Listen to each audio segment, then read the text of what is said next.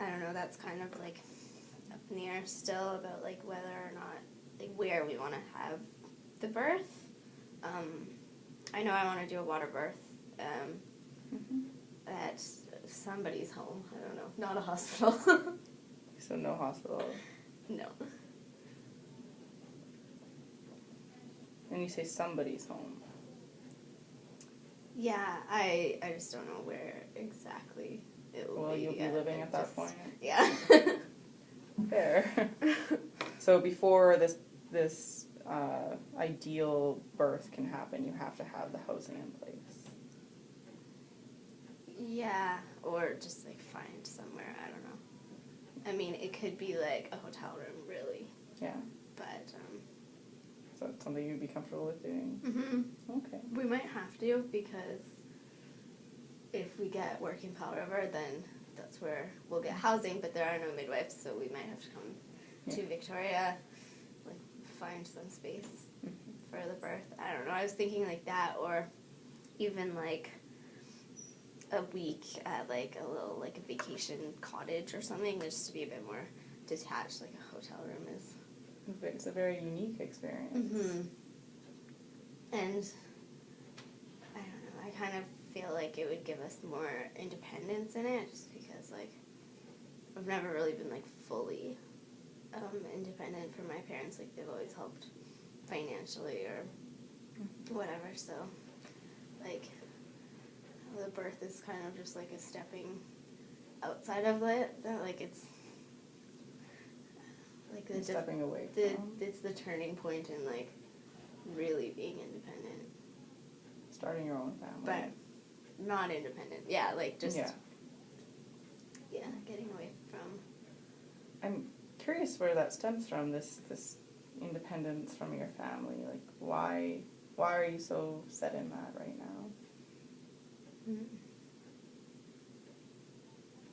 I just, like, through all of the different stuff that Brad and I have been looking at, like the books and DVDs and whatever, we've talked about, like, kind of raising the baby, like, a little bit differently than we both grew up. Like, it's not really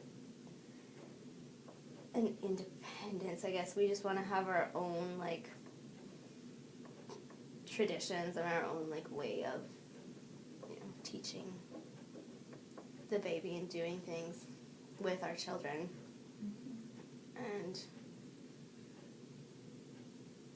I don't know, I guess I'm a little bit worried about how our parents are going to react to, like, if we're doing, like, weird stuff. Like, we haven't told them about the water birth yet, and I don't know how they're going to feel about it. Like, my mom's mom had her first baby in Holland, and in Europe, like, they use midwives a lot more than Canada and the States, and so she had her first baby at home, and then immigrated, and had the next 4 in hospital. Yeah. And I asked my mom why, and she was like, oh, it was just, like, more available and better. Like, why wouldn't you want to be in a hospital? And I was like, well, I have a lot of reasons I don't want to be in a hospital. But, like, that was a long time ago we had that conversation. It was, like, when I was in 166 probably, and just, like, learning about just all watched the different the types movie of births. and, asked me, how was I born? Yeah, so I don't know, like, if that's weird or if they're going to, like, try to talk us out of it. So, like, maybe even just, like, taking it out of the city and going on, like a birth retreat or whatever. I don't know Birth what to call it, retreats. but We should patent that. That may be a thing already. You can definitely look into that. I don't know if you have already. No, I haven't. I thought I made it up, but maybe. Anything can be found on the internet nowadays. True enough. Let's see. So it's not like you want to, what I was curious as to is whether we wanted to, like, cut off from the parents. No.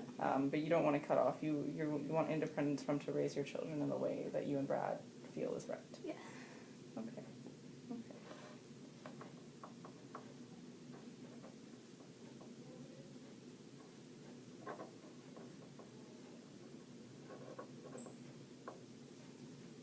So that was a bit of a detour from our goal conversation, but still within the realm. So for housing, so each SMART goal, it has a specific little goal. So I'm trying to think of an example that has nothing to do with your situation. I want to run a 20-kilometer marathon. That's not a SMART goal. A SMART goal would be, I want to run 5K 3 times a week, like at 6 a.m. So it has to be like a very specific thing, and then that's for the first month. And then for the second month, I want to run 10K, and for the third month, it's 15, and then etc. So you build that up. So an example of a goal, so this is not something I want you to take, it's not a very good one, for housing is I want to look at one house a day for the next 9 months, and by the end of it I'll pick a house. That's not quite right, but it would be like that's a little goal that could be put in place. So something that would be smarter was by December 31st, I will have actively called 3 housing agents to set up appointments for January to view homes or meet with landlords. Or I will have called 5 banks and gotten accurate quotes on lending. Right. Okay. That makes more sense. Like when you first started talking about housing, I was like, no, I don't have any goals for housing because it has to wait until we pick a city. But, yeah, I am still looking, so. Yeah. So this is more of like a housing, you're still looking, and you could even look in both cities.